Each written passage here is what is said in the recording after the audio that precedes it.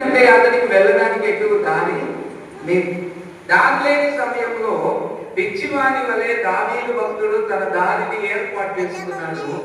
అలా తప్పించుకోవడానికి దేవుడు సహాయం చేశాడు, ఆలోచన ఇచ్చాడని దావీదు భక్తుడు ఏం చేశాడంటే ఈ కీర్తనను రచించాడు. చూడండి, మొదటి వచనానికి పైన ఉంటుంది, దావీదు అబీమెలెకు ఎదుట వెర్రివాని వలె ప్రవర్తించి అతని చేత త్రోలివేయబడిన తరువాత రచించిన కీర్తన.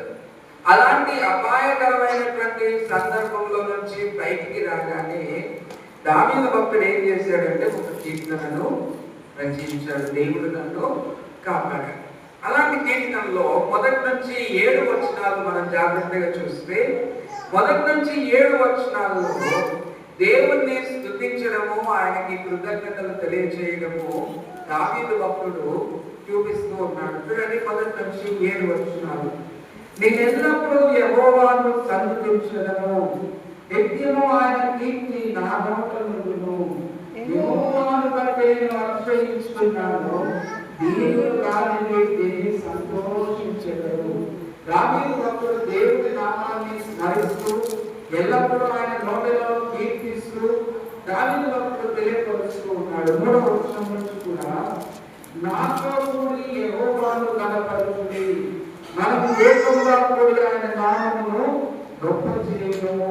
తప్పించుకొని తన ప్రజల దగ్గరకు వచ్చిన తర్వాత తన ప్రజలకు చెప్తున్నాడు, మనందరము కలిసి దేవుని నామాన్ని గణపరచాలని దావీదు భక్తుడు 3వ వచనంలో తెలియజేస్తున్నాడు. 4వ వచనానికి వచ్చేసరికి, నేను యెహోవా యొక్క విచారణ చేయగా ఆయన నాకు ఉత్తరమిచ్చెను, నాకు కలిగిన భయములన్నిటిలో నుండి ఆయన నన్ను తప్పించెను. దావీదు భక్తుడు అంటున్నాడు, నేను విడిపోయి ఎటు వెళ్ళాలో దారి లేని పరిస్థితుల్లో, నేను చనిపోతాను అనే భయం నాకు కలిగినప్పుడు నేను దేవుని వైపు చూడగానే దేవుడు నాకు ఉత్తరమిచ్చాడు. ఈ మాటను దావీదు భక్తుడు తెలియపరుస్తూ ఉన్నాడు.